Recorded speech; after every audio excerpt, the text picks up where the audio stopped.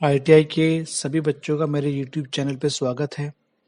तो जो बच्चे फिटर से हैं और आपका जो है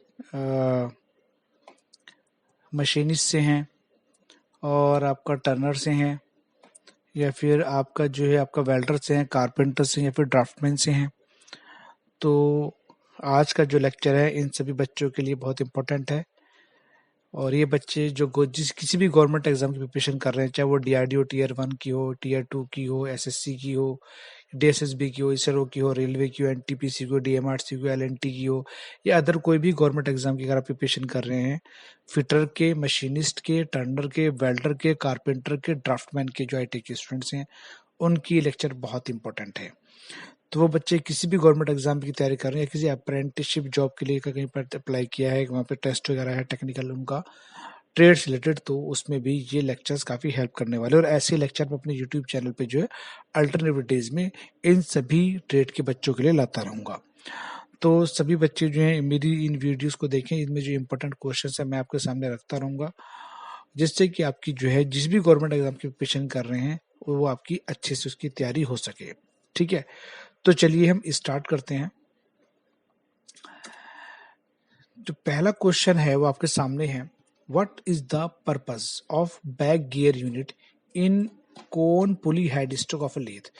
आपको लग रहा हो कि क्वेश्चन सर जो इंग्लिश में रखा हुआ है, तो मैं क्वेश्चन आपको हिंदी में भी एक्सप्लेन करूंगा और इंग्लिश में भी एक्सप्लेन करूंगा। तो आप मेरी वीडियो को ध्यान से देखिए और जो मेरी वॉइस है उसको ध्यान से सुनिए, तो आपको हिंदी में ही सब समझ में आ जाएगा। जिनको इंग्लिश में समझना है इंग्लिश में भी समझ लेंगे।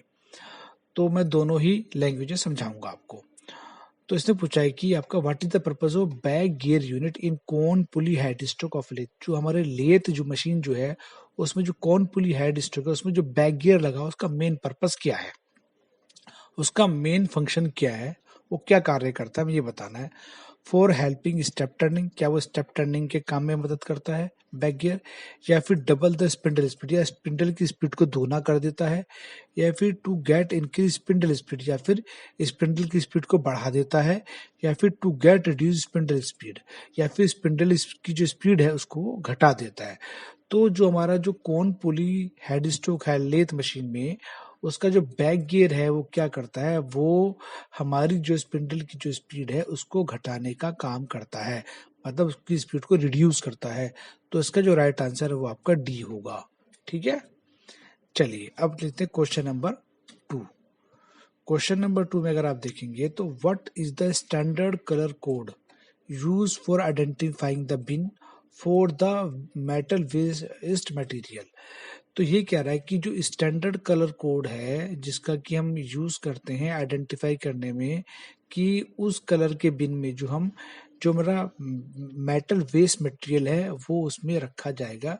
तो अगर बहुत सारे बिन पड़े हुए हैं अलग अलग कलर के, तो आप कैसे पता लगाओगे कि इनमें से वो कौन सा बिन है जिसमें कि मेटल वेस्ट मटेरियल को रखा जाएगा। तो कलर कौन कौन से दिए, इसमें आपको एक रेड कलर दिया हुआ है, ग्रीन कलर दिया हुआ है, येलो कलर दिया हुआ है और आपको वॉयलेट कलर दिया हुआ है। हमेशा ध्यान रखना जो स्टैंडर्ड कलर कोड जो है जो कि हम यूज करते हैं मेटल वेस्ट मटेरियल के लिए, उसमें जो बिन हम यूज करेंगे किसके लिए, देखो ध्यान रखना, स्टैंडर्ड कलर कोड के अकॉर्डिंग जो हम बिन यूज करेंगे मेटल वेस्ट मटेरियल के लिए, उसका जो कलर होता है वो हमेशा रेड होता है। कैसा होता है, रेड। तो उसका राइट आंसर क्या होगा, आपका ए होगा।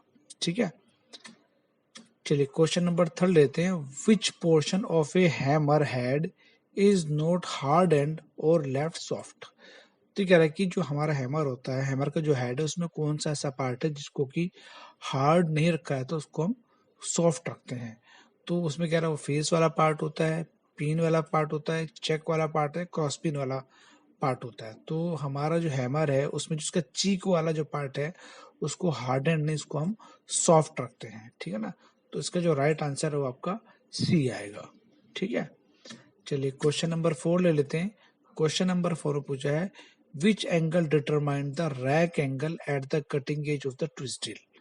कह रहा है कि ट्विस्ट ड्रिल का जो कटिंग एज का जो रैक एंगल है, कटिंग एज जो है ट्विस्ट ड्रिल की, उसका जो रैक एंगल है वो किस एंगल की मदद से कैलकुलेट किया जाता है, किस एंगल की मदद से निकाला जाता है।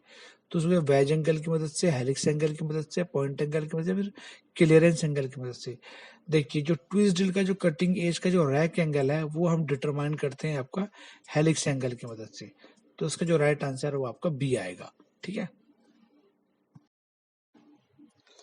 ओके। तो आपने देखा कि जो ट्विस्ट ड्रिल है उसका जो कटिंग एज है और कटिंग एज का जो रैक एंगल है वो जो आपका हम कैलकुलेट करते हैं with the help of the helix angle. Helix angle की मदद से जो है हम उसका जो कटिंग जो एज है ट्विस्ट ड्रिल का उसके रैक एंगल को कैलकुलेट करते हैं। तो इसका राइट आंसर क्या होगा आपका बी होगा। ठीक है, तो चलते हैं नेक्स्ट क्वेश्चन की तरफ। क्वेश्चन नंबर 5 इसमें पूछा है which type of voice is use for marking of A small job on the surface plate.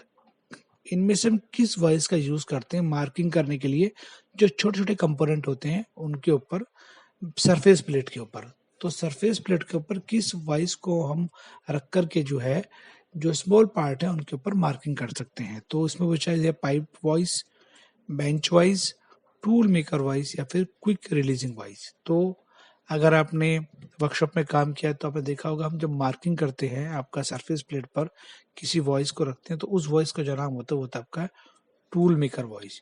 तो जो टूल मेकर वॉइस जो है जो स्मॉल स्मॉल हमारे कंपोनेंट या पार्ट जॉब होते हैं उनको जो है मार्किंग करने में यूज की जाती है सरफेस प्लेट के ऊपर रख करके। तो इसका राइट आंसर क्या होगा, सी होगा। चलिए क्वेश्चन नंबर 6 आपके सामने है which material is used in manufacturing of anvil for outside micrometer. जो आपके अपने micrometer, vernier caliper, dial gauge, indicator आपने सब इंस्ट्रूमेंट देखे होंगे जो कि मेजरमेंट में यूज किए जाते हैं। तो आउटसाइड माइक्रोमीटर में जो एनविल है, एनविल वाला जो पार्ट है उसका, आउटसाइड माइक्रोमीटर में एनविल वाला जो पार्ट है वो किस मटेरियल का बना हुआ है, मतलब कास्ट आयरन का, एलॉय स्टील का, लो कार्बन स्टील का, हाई कार्बन स्टील का। तो जो एनविल जो बना हुआ है आउटसाइड माइक्रोमीटर में वो जो पार्ट है वो आपका एलॉय स्टील का बना हुआ है। तो इसका जो राइट आंसर है वो आपका बी होगा। ठीक है, एलॉय स्टील। एनविल ये होल्डिंग करने का काम करता है किसी भी पार्ट को जिसको हम मेजर करना चाहते हैं। ठीक है, तो बी पार्ट होगा इसका, एलॉय स्टील होगा। एनविल जो है एलॉय स्टील का बना होता है उसका। चलिए क्वेश्चन नंबर 7 आपके सामने है what is the purpose of knurling operation. आपने लेथ मशीन पे बहुत सारे ऑपरेशन पढ़ेंगे, उसमें नर्लिंग ऑपरेशन भी आता है। उसका मेन फंक्शन क्या है, मतलब गुड ग्रिप एंड अपीयरेंस, अच्छे से ग्रिप करने में और सुंदर दिखने में, दिखाने के लिए, या फिर गुड सरफेस फिनिश के लिए, डीप होल के लिए, अंडरकट के लिए। तो अगर नर्लिंग ऑपरेशन आप देखेंगे तो उसमें क्या होता है कि जिगजैग काफी डिजाइन सा बन जाता है जो कि बहुत अपीयरेंस दिखता है और आपका उससे अगर हम पकड़ते हैं पार्ट को उस जगह से तो पार्ट की ग्रिपिंग भी अच्छी होती है। तो नर्लिंग जो की जाती है उसका मेन फंक्शन है कि अच्छी ग्रिप करने के लिए और सुंदर लगे पार्ट, अपीयरेंस लगे उसकी, तो इसलिए हम नर्लिंग ऑपरेशन करते हैं। तो उसका राइट आंसर जो आपका ए होगा। ठीक है, question number 8 which thread is use for general purpose fastening. General purpose मतलब जितने हमारे जो नट बोल्ट वगैरह नॉर्मली हम यूज करते हैं, तो जो हम अप्लायंसेस में नट बोल्ट वगैरह यूज करते हैं जो थ्रेड कटे होते हैं उसमें किस स्टैंडर्ड के थ्रेड कटे होते हैं, BSW के, BSF के, BA के या यूनिफाइड के। BSW होते हैं थ्रेड, जितने भी हमारे होम स्टैंडर्ड के जितने भी नट बोल्ट वगैरह में थ्रेड होते हैं वो BSW के स्टैंडर्ड के होते हैं। ठीक है, तो राइट आंसर इसका ए होगा। चलिए क्वेश्चन नंबर 9, क्वेश्चन नंबर 9 आपके सामने है which type of thread is use in screw jack spindle. जो स्क्रू जैक का जो स्पिंडल है उसमें किस तरह के जो है थ्रेड कटे होते हैं। तो BSW थ्रेड होते हैं, उसमें BSF थ्रेड होते हैं, स्क्वायर थ्रेड होते हैं, वॉर्म थ्रेड होते हैं। तो जो स्क्रू जैक का जो स्पिंडल है उसमें जो थ्रेड होते हैं वो आपका होते हैं स्क्वायर थ्रेड। तो राइट आंसर जो इसका आपका सी आएगा। ठीक है, चलिए next question, question number 10 which metal contain iron as a major content. इनमें से कौन सा ऐसा मेटल है जिसमें कि आयरन जो सबसे ज्यादा मात्रा में उसके अंदर पाया जाता है। ब्रास के अंदर नहीं, ब्रॉन्ज में नहीं, ज्यादा नहीं, जिंक में नहीं, फेरस मेटल जो कम्प्लीटली मैक्सिमम जो है इन चारों में देखा जाए जो फेरस मेटल है उसमें सबसे ज्यादा कंटेंट जो मिलेगा वो आपको आयरन का मिलेगा। तो इसका जो राइट आंसर है वो आपका डी आएगा। ठीक है, फेरस मेटल जो है मैक्सिमम कंटेंट इन चारों में अगर देखूं तो सबसे ज्यादा कंटेंट जो आपका फेरस मेटल में मिलेगा आयरन का। तो राइट आंसर इसका जो आपका डी आएगा। ठीक है, ओके स्टूडेंट्स, तो ये 10 क्वेश्चन मैंने आपके सामने रखे जो कि बहुत इंपॉर्टेंट थे आपके किसी भी गवर्नमेंट एग्जाम की प्रिपरेशन को लेकर के। और अगर आपने इससे पहला लेक्चर नहीं देखा है तो जिसमें मैंने एम्प्लॉयबिलिटी स्किल के इंपॉर्टेंट क्वेश्चंस को रखा था, तो आप इस वीडियो के डिस्क्रिप्शन में जाके आप उस वीडियो का लिंक आपको मिल जाएगा, या ऊपर आई बटन में भी आपको उसका लिंक मिल जाएगा, तो वहाँ से जाके भी जो आप उस लेक्चर को देख सकते हैं। और नॉन टेक्निकल अगर आप देखना चाहते हो तो आपको मेरी वीडियो पे नॉन टेक्निकल वाले पार्ट के भी लेक्चर आपको मिल जाएंगे। अब अगला वीडियो जो आएगा आपका वो आप अल्टरनेट डेज में आएगा। ओके स्टूडेंट्स, तो अगला वीडियो जो मेरा आएगा वो आपका अब अल्टरनेट डेज में आएगा, एक दिन छोड़ के अगले दिन आपको मिलेगा। तो आप अपने फ्रेंड सर्कल्स में मेरी वीडियोस को शेयर करें, मेरे चैनल को सब्सक्राइब करें, मेरी वीडियोस को लाइक करें और मेरे साथ आप जुड़े रहें, जिससे कि आपको मैं जो है एक लॉन्ग ड्यूरेशन तक आपको जो आपकी गवर्नमेंट एग्जाम की प्रिपरेशन आपको कराता रहूँगा। तो मेरे यूट्यूब चैनल पर ITI के बच्चों के लिए, डिप्लोमा, BTech, AMI के जो स्टूडेंट्स हैं उन सभी के लिए मैं अपने यूट्यूब चैनल प्रिपरेशन करवा रहा हूँ।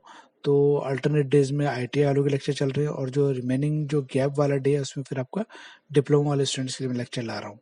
तो ITI के जो बच्चे हैं अगर वो नॉन टेक्निकल पार्ट की भी तैयारी करना चाहते हैं तो मेरे यूट्यूब चैनल पे और बहुत सारे लेक्चर्स हैं, जिससे आपका नॉन वर्बल सीरीज के हो गया, आपका मिरर इमेज, वाटर इमेज हो गया, और आपका डॉट सिचुएशन हो गया, आपका टाइम एंड वर्क हो गया, टाइम स्पीड डिस्टेंस हो गया, क्लॉक रीजनिंग मेथड हो गया, रीजनिंग हो गई, पजल हो गई। तो इनसे रिलेटेड वीडियोज भी आपको मिल जाएंगे जो कि नॉन टेक्निकल हैं, आप उनको देखकर भी प्रिपरेशन को और अच्छे स्ट्रॉन्ग कर सकते हैं। तो आज की इस वीडियो में इतना ही, मिलते हैं नेक्स्ट वीडियो में और अच्छे इंपॉर्टेंट क्वेश्चंस के साथ में। Okay, thank you.